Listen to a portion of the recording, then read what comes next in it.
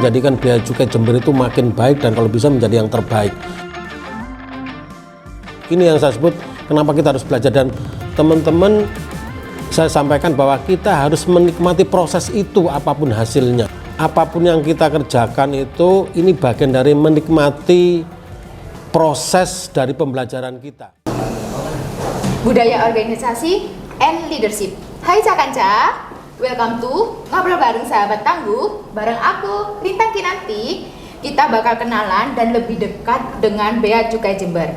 Oke, cause this is the first episode. Sebelum kita mulai podcast hari ini, aku mau ngenalin nih tentang podcast kita. Jadi, podcast kita tuh judulnya Ngobat, guys. Ngobat ini nggak selalu tentang konotasi negatif loh ya teman-teman. Jadi, Ngobat itu adalah salah satu proyek kabinet tangguh yang mana merupakan mahasiswa-mahasiswa magang di Bea Cukai Jember. Nah, nantinya itu kita akan ngobrolin soal hal apa saja yang mengenai kepabean dan cukai khususnya. Nah, untuk permulaan, di episode pertama, podcast kami akan membicarakan tentang leadership serta pengenalan tentang Bea Cukai Jember. Sudah bergabung bersama kita narasumber yang hebat, yaitu ada Bapak Asep Munandar selaku Kepala Kantor Bea Cukai Jember. Selamat pagi Pak Asep. Selamat pagi Mbak Lintang, alhamdulillah sehat selalu dan tetap semangat ya. Terima kasih Pak Asep sudah mau meluangkan waktu untuk bergabung bersama kami. Nah Pak Asep, di sini tuh mahasiswa itu merupakan generasi Z nih Pak. Nah, saya sendiri saat pertama kali mengunjungi kantor Bea Cukai Jember itu merasa tertarik Pak, karena nggak seperti yang saya bayangkan. Kantor ini tuh kayak feel like chill, nggak kayak kantor yang pada umumnya seperti monoton. Nah, di sini itu malah menawarkan rasa nyaman bagi para karyawannya loh teman-teman. Kalau aku boleh tahu nih Pak, apa sih konsep yang diusung di kantor ini? Atau emang kantor ini tuh nggak semenegangkan yang saya pikirkan? Ya, terima kasih Mbak Lintang. Jadi Bea Cukai Jember sudah menerapkan flexible working space ya, atau activity based workplace ya. Jadi memang kita sudah diarahkan untuk membuat satu ruangan kantor yang betul-betul nggak seperti kantor-kantor bahala lah zaman-zaman dulu ya. Dulu kan mungkin meja berderet segala macam. Sekarang di ruangan ini ya, ini kita lagi di ruang Pacapa Longs. Ini salah satu ruang flexible working space di mana kita menyusun satu ruangan kerja yang homey, yang nyaman dan nggak formal gitu lah. Jadi kegiatan teman-teman bisa diskusi, membahas satu masalah, atau bahkan saya mungkin ngobrol mendiskusikan sesuatu bisa di ruangan ini. Mungkin mbaknya kalau lihat di Loka Argopuro, kita punya satu ruangan Loka Argopuro, di situ juga bersifat flexible working space. Jadi di situ teman-teman bisa rapat kecil atau kegiatan coaching, mentoring, consulting dengan antara atasan dan bahan bisa dilakukan di situ. Jadi memang kita coba membuat kantor ini kantor modern tetapi yang bersifat homey gitu ya, dan cozy ya, bahasa anak mudanya cozy. Jadi ini konsepnya memang itu, kita biar pegawai itu bisa nyaman, serasa di rumah sendiri itu. Nah, aku boleh tahu nggak sih Pak, kalau spot favorit Bapak di kantor Bea Cukai ini apa? Kalau saya sendiri Pak, pribadi Pacapa Longs. Karena selain emang kita teman-teman magang itu gabungnya di sini, ngerjain apa-apa di sini, emang seperti yang tadi Bapak sempat singgung, vibe-nya di sini tuh emang free space and enjoy teman-teman. Nah, kalau Bapak? Kalau saya favoritnya ya dua ruangan ini ya, Pacapa Longs sama Loka Argopuro. Ada satu lagi Mbak, mungkin adik-adik mungkin jarang ke sana kali ya saya lihat. Jadi di lorong sebelah kantor kita itu ada kalau kami bilangnya ini kayak laboratorium tanaman kali ya. Di situ kan awalnya hanya lorong biasa yang nggak tertata rapi. Coba kita, kebetulan saya kan suka bertanaman ya, memelihara tanaman. Jadi di satu lorong itu kita siapkan meja dan di situ untuk teman-teman yang suka merokok bisa di situ, karena ada tempat tempat merokok, tapi di situ banyak tanaman dan kebetulan dibantu Mas Agus yang regenerasi tanaman, jadi mencoba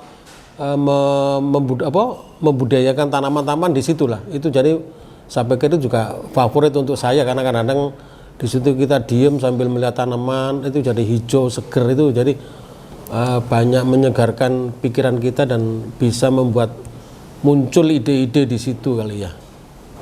Wah, konsepnya bagus nih teman-teman, apalagi kan era sekarang tuh masih ada loh kantor-kantor yang emang peduli sama tanamannya. Nah, gini Pak, cara Bapak untuk membangun suasana kantor yang biar feel like home, biar nyaman bagi karyawannya terutama, serta agar mengoptimalkan memberikan pelayanan terbaik, karena ini kan kantor pelayanan ya Pak. Nah, oh iya teman-teman, just info nih, kantor Bea Cukai itu mendapat predikat loh sebagai kantor dengan pelayanan terbaik di wilayah Jatim 2 loh. Apa saya benar Pak? Kita di tahun 2022 kemarin bukan hanya Jawa Timur Mbak, kita kantor pelayanan terbaik peringkat 3 untuk tingkat Kementerian Keuangan. Wah. Jadi ya, alhamdulillah ini tentunya juga kami teman-teman di Bea Cukai Jember, saya sampaikan bahwa di setiap tempat kita bekerja kita harus membuat satu prestasi ya, dan makanya saya bilang kita apapun yang kita kerjakan itu ini bagian dari menikmati proses dari pembelajaran kita. Jadi kita bekerja ini juga sambil belajar nanti untuk bagaimana berkarir yang baik, belajar untuk berorganisasi. Ini yang saya sebut kenapa kita harus belajar, dan teman-teman saya sampaikan bahwa kita harus menikmati proses itu apapun hasilnya.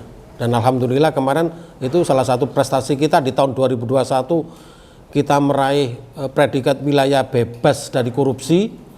Kemudian kita juga di tahun 2022 diarahkan untuk mengikuti kantor pelayanan terbaik, dan hasilnya alhamdulillah tadi peringkat 3 kantor pelayanan terbaik tingkat Kementerian Keuangan.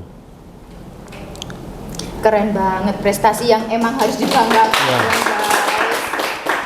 Nah, sekarang kan zamannya udah era digital Pak, semua serba cepat, semua serba teknologi, kita makin maju Pak. Nah, Bea Cukai ini punya cara khusus nggak sih Pak buat nge-branding Bea Cukai tersendiri, seperti agar mengenalkan ke masyarakat umum kalau pelayanan di sini tuh udah mulai memasuki zaman yang emang era digital. Jadi ada taktik tersendiri nggak sih Pak agar kinerja Bea Cukai itu dinamis serta melek digital Pak? Ya Mbak Lintang, jadi ini kan saya sudah 16 bulan ya lebih ya. Jadi pertama kali saya mendapatkan surat keputusan pindah ke Jember, saya selalu memprofil apa sih kantor saya itu, dari sisi pengguna jasanya, dari sisi pegawainya, itu kan kita bisa tahu ya, oh daftar pegawai Jember itu siapa sih. Nah, kemudian juga sekarang kan zamannya media sosial ya, saya cari media sosialnya apa aja ya, ada Instagram salah satunya. Nah saya cek waktu saya di Palembang itu masih saya cek, oh Instagramnya isinya ini. Nah kira-kira lewat seminggu itu saya kesini lagi dan Instagramnya ya itu lagi ya, nggak ada perubahan informasi ya. Nah dari situ saya kemudian saya lihat sebenarnya di Bea Cukai Jember ini banyak pegawai yang muda ya, anak-anak milenial, anak-anak generasi Z yang sebenarnya bisa kita optimalkan untuk bisa mengenalkan Bea Cukai ke masyarakat ya. Kemudian di awal-awal saya datang ke Jember ini, saya melihat Bea Cukai itu tidak begitu dikenal ya, bahkan oleh pegawai Pemda, apalagi masyarakat yang di desa-desa itu nggak ngerti ya Bea Cukai itu apa. Makanya langkah pertama dari sisi kehumasan saya coba gerakkan teman-teman untuk humas ini penting karena harus mengenalkan apa ya Bea Cukai Jember ya. Tapi di sisi lain kita juga harus mempersiapkan apa yang bisa ditonjolkan dari apa yang bisa dibanggakan dari Bea Cukai Jember ya. Nah, kemudian terkait kehumasan kami coba aktif mulai dari Instagram, TikTok, Twitter, Facebook, YouTube, ya itu ada semua. Ini bagian dari mengenalkan kami Bea Cukai Jember. Kemudian di sisi lain kami dengan teman-teman yang muda tadi, generasi milenial dan Z, kami juga punya tim IT yang bagaimana upaya kami untuk lebih mempercepat layanan dengan berbagai aplikasi seperti aplikasi Silangit, aplikasi Si Antri, aplikasi Eskov, dan semuanya itu tujuannya dalam rangka untuk memberikan kecepatan dan respon kami, termasuk kami punya live chat, Mbak. Jadi kalau ada keluhan dari pengguna jasa, para pengguna jasa bisa live chat melalui @beacukai_jember, atau dan bagi untuk lebih dekat kami, saya mintakan para pejabat untuk membuat grup WA dengan para pengguna jasa. Jadi setiap keluhan masukan itu bisa disampaikan. Tapi tidak tertutup kemudian juga bisa japri ya untuk lebih termasuk kami juga ini ya untuk lebih mengenalkan, kami punya giat Bea Cukai Jember Explore ya. Nah, ini bagian dari kami. Jadi kami juga berusaha untuk kerja tapi juga work life balance ya. Jadi sesekali kami harus mengenal lingkungan, mengenal wisata, destinasi yang bagus-bagus alam di Jember ini. Kami punya giat namanya Bea Cukai Jember Explore. Jadi tujuannya adalah untuk mengenal kami ke masyarakat dan biar masyarakat mengenal kami. Tadi sempat disinggung soal pegawai yang kaum milenial, Pak. Iya. Nah, kalau for TMI guys, seperti yang kita tahu bahwa kantor ini tuh banyak banget pegawai yang masih muda, kaum milenial, beda generasi lah sama Bapak ya. Nah, para milenial ini tuh adalah karakteristik anak muda yang terkenal dengan jiwa bebasnya, masih fleksibel, serba cepat, bahkan dikenal dengan me generation yang apa-apa maunya saya sendiri. Nah, kalau menurut Bapak nih tentang budaya kepemimpinan, nah Pak, bagaimana sih cara Bapak untuk mengatur para pegawai yang notabene itu adalah kaum milenial agar mau mematuhi rules yang ada di kantor, Pak? Iya, benar sekali Mbak Lintang. Jadi saya menyadari dan juga sudah saya profiling bahwa hampir sebagian besar ya, mungkin ini Bea Cukai Jember ini satu kantor yang ideal ya. Jadi kepala kantornya itu paling tua ya. Kemudian kepala seksinya itu ada yang usianya terpaut saya mungkin 6 tahun 12 tahun bahkan ada. Kemudian di bawahnya lagi pasti kan jauh dari saya ya.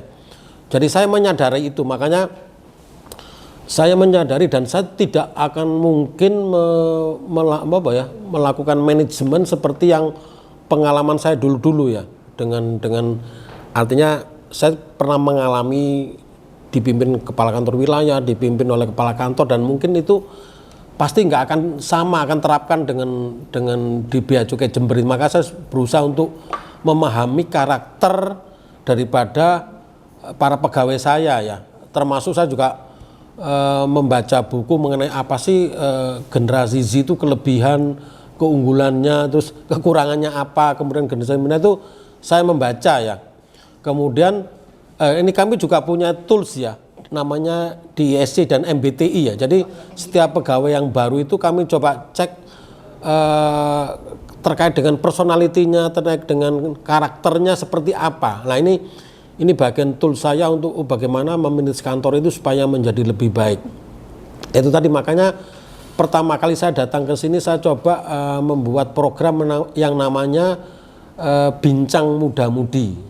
Nah ini bagian dari saya sebagai pimpinan untuk memahami keinginan dari para pegawai untuk dalam satu misinya harus sama ya, visi misinya harus sama, yaitu bahwa kita menjadikan Bea Cukai Jember itu makin baik dan kalau bisa menjadi yang terbaik. Jadi kita harus terapkan, kita harus punya visi yang sama walaupun kita beda generasi, visi misinya harus sama, yaitu bagaimana kita bisa memberikan pelayanan lebih cepat, bagaimana kita mengawasi dengan sigap dan efektif, itu harus kita tanamkan. Jadi ini tadi Bincang Muda-Mudi, jadi saya banyak menyerap aspirasi teman-teman semua. Termasuk juga bagaimana generasi muda sekarang Z ini kan mungkin tadi disampaikan keinginannya banyak dan cenderung personality ya. Nah tentunya kami mengingatkan ya adik-adik semua itu bahwa emang teman-teman adalah pribadi-pribadi sendiri itu di rumah masing-masing, di kosan masing-masing. Tapi begitu masuk dalam kantor ini kita punya yang namanya budaya organisasi, punya budaya kerja yang harus diikuti karena kita itu bagian dari organisasi. Nggak mungkin organisasi nggak punya visi misi yang sama, nggak punya apa budaya kerja yang sama ini. Makanya saya berusaha untuk mendorong ya adik-adik ini tentunya dengan keunggulannya kita berdayakan yang IT-nya bagus, yang apa suka apa kehumasan, cuap-cuap ini kita arahkan semua supaya tapi kita dalam pikiran saya tetap bagaimana supaya Bea Cukai Jember ini makin baik dengan memberdayakan anak-anak adik-adik kita ini supaya itu tadi sejalan dengan visi misi organisasi. Oke, wah, jadi masih tetap sesuai rule sama kantor ini, sesuai visi misi, tapi masih tetap welcome sama para pegawainya ya Pak. Nah, mungkin bisa nih jadi tip buat kita mahasiswa dalam membangun leadership yang baik, apalagi mahasiswa yang masih suka sama kesibukan organisasi atau bahkan kegiatan-kegiatan sosial.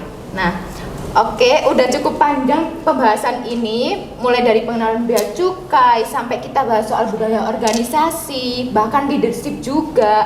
Kita sudahi untuk hari ini. Terima kasih Pak Asep sudah sharing bareng kita.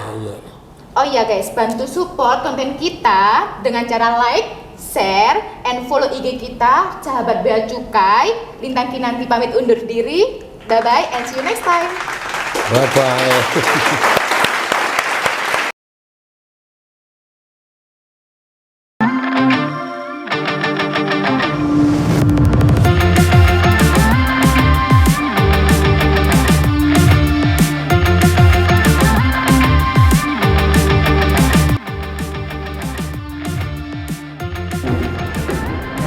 Halo guys, Kanca. Sekarang kita lagi podcast. Dorong tes psikologi. Rito, Rita, Putri, Indah, Hai, Rosra, Tani. Halo. Nah, wes. Tes untuk para penonton.